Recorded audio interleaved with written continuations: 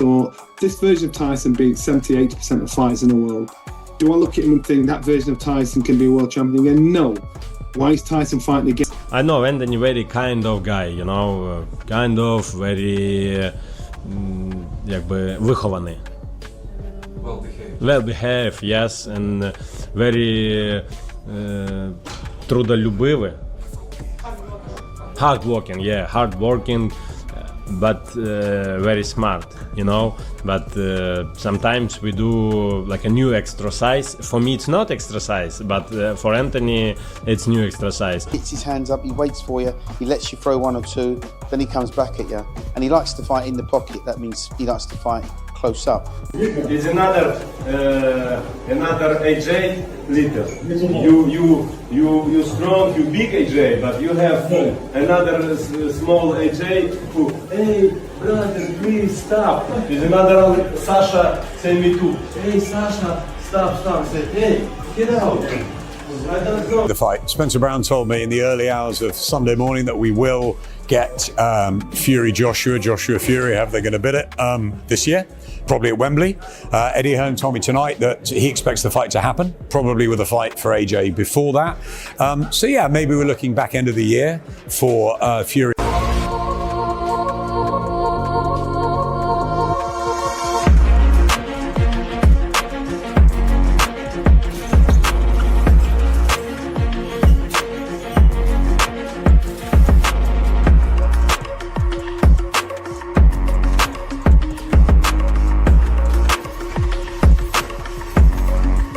World champ is up there, and he's either going to become a world champion again or have a big fight with someone like Fury. AJ win. Hey, DISBELIEF. You know? Where is he?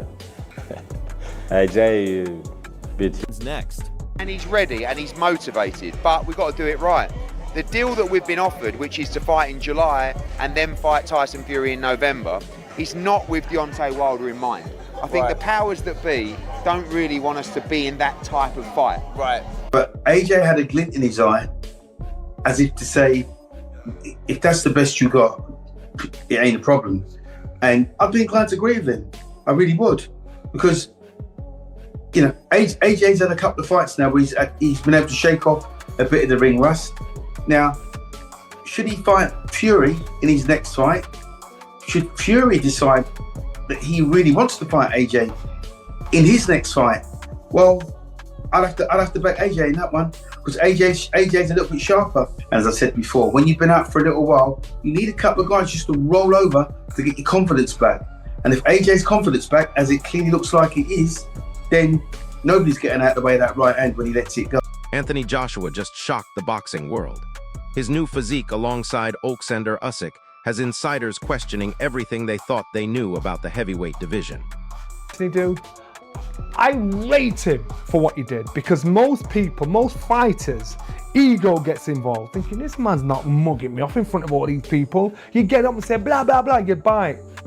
AJ sat there and he just said, you know, I'm your landlord. You know, me and you fight and be on my terms. It doesn't matter what you say, what you shout about. Boxing pros are calling this AJ's most dangerous transformation yet. The man looks reborn, sharper, heavier hitting. And it's got everyone asking the same question, is Tyson Fury ready for this version? Bratan me. My bratan. You know bratan? Bro, your brother? Oh, bro. G. What do you see in Anthony Joshua when you train with him? You can. Yeah? Yeah. Every time. Okay. AJ? Here's what's wild. Usyk himself is backing Joshua over Fury. Think about that. The man who beat AJ twice is now saying this version could flip the entire rivalry on its head. That's not casual praise. Joshua said he would take the fight, but on his own time. After the fight, AJ said he's still dealing with a lot of things, but he'll be ready, guys. And the quote was, as I said, on his own time. It looked to me like AJ was staking out a negotiating position. How did it look to you? Yeah, I think it was a power move from Anthony Joshua and Eddie Hearn to say, hey, we're the ones in control. Obviously, they are not, right? Tyson Fury's the cash cow. Yes, he is. I'm the landlord is what he right, said. Come on, yes, he's the 10, let's be real. But I liked it, it was a great line. And Tyson Fury, Anthony Joshua, this is similar to Mayweather Pacquiao. It's gonna happen past when we wanted to see it, but it's gonna be bigger than ever. Eddie Hearn isn't playing games anymore. AJ is chasing legacy fights back-to-back Wilder, Fury, anyone who wants smoke. The hesitation is gone, the ring rust is fading, and that right hand, it's looking lethal again. Separate deal. I mean, we have made it clear that we are willing to fight Deontay Wilder and Tyson Fury back-to-back.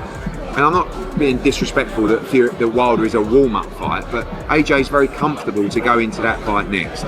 That's not the basis of the deal that we've been offered, but it's definitely one we're interested in if it was offered. And if they want to look at that route, I think some might perceive that to be a more dangerous option, especially when there's so much riding on Tyson Fury against Anthony. But here's where it gets interesting. Johnny Nelson spotted something different in Joshua's mentality. He's not reacting emotionally anymore. He's controlling the atmosphere. That's a nightmare scenario for Fury's mind games. He hasn't signed up for that fight. That's the position. And until he does, it's pointless talking about it. Tyson's ready to go. He's there, ready, willing, able. He's not going to sit around forever, but he's there and he wants to do the fight. And that's... Listen to this. Usyk called AJ a future undisputed champion with elite-level potential still intact. Coming from a former rival, that adds serious pressure to Fury because it means Joshua is still evolving, not declining. For the fans, yeah, we will see. I think all the fans in Britain, he will see the fight. AJ versus Fury. Who do you think will win that fight after what you saw tonight? I don't know. I don't know. But my prediction is very bad. I say to you, Fury will win the fight maybe in the first 4 rounds, but you see the results. I don't know. Really, I don't know. Do you think Max Kellerman broke down the business side. This isn't hesitation from AJ's camp. It's strategy. They're positioning everything for maximum impact. Against someone like Fury, that calculated patience might be just as deadly as power. He just said I'm the boss, I'm the landlord, and I don't know. He just says AJ stuff, just bollocks. Just say yes, it's the biggest fight in real boxing. Just say yeah, you let him get any younger, you let's get older. The fight's getting harder and harder to make. Just take the fight and just shut up. Just have the fight. That's the difference between me and him. I'll have it. I'll fucking have it. You don't need to go with me into a fight. I'll have it. You need to go with me and have it right away, you know? It makes sense. Frank Warren is getting frustrated, though. He's pushing back, saying nothing's guaranteed until contracts are signed. The longer this drags, the more momentum shifts to Fury's side of the negotiating table. Without a doubt, regardless of all the heavyweights around the world, it is the biggest fight in boxing to it, even now. But you can't leave it too long. You know, and we've had the Gypsies warning. AJ got turned over. Fury's been retired. Now that you've got the chance for this to happen, you can't leave it too long because one of them lose. That is no longer the biggest fight in boxing. So AJ doesn't get a warm up. And you know what? I think AJ and Fury is bigger than anybody you put in with Usyk. Even elite fighters can't predict how this plays out. Ajit Kabul admits it's a true 50-50 war on paper. Styles, timing, momentum, everything collides at the highest level where one mistake ends everything. Fury was fantastic today. He boxed really well. And it's great to see that he's back on the scene again. And obviously he boxed so well today, 2 years at the ring, or something like that. I think he's back now where we want to see that mega fight now with him and AJ. I think that fight could be next for both of them. What a massive fight that would be for British boxing. And let's see where it goes, man. What did you think of Fury getting? Dillian White brought the raw emotion, calling out all the negotiation talk. But here's the thing against Fury, rushing and gets you hurt. AJ's careful approach might actually be the smarter play at this level. Good, I thought he had fun. Things he had worked on in training camp. More importantly, just him being happy, being back an entertainer. Forget about boxing. He's an entertainer. Entertaining at the press conference, the weigh-ins. Johnny Nelson dropped the truth bomb. This is still the biggest fight in boxing, but timing is everything. One loss changes the entire landscape. The window won't stay open forever, and boxing can't afford to lose this moment. In this year, if AJ gets his shit together, like I say, he's gone through a lot. I understand that, but I don't think a tune-up fight helps or doesn't help. Let's just get the fight on. It should have happened 10 years ago, you know. So hopefully. Sugar Hill Stewart noticed the psychological shift. Joshua is enjoying the process again. When a fighter starts having fun, danger follows.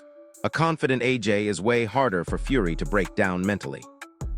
Yeah, I think that maybe one more fight and then the AJ for the end of the year this year. But I think that the people need it, man. It's been like long overdue. And but for Fury, seeing him the way he fought, he was getting his momentum here and there. And you know, I think in a 12-round fight now, coming into it, the next fight, I think we're gonna see a better version of him. What would you make of the Anthony Joshua fight? How would you see him playing now? I love Fury. I've always been a fan. Tommy Fury and Teofimo Lopez are both pushing for urgency. No more delays, no more tune-ups.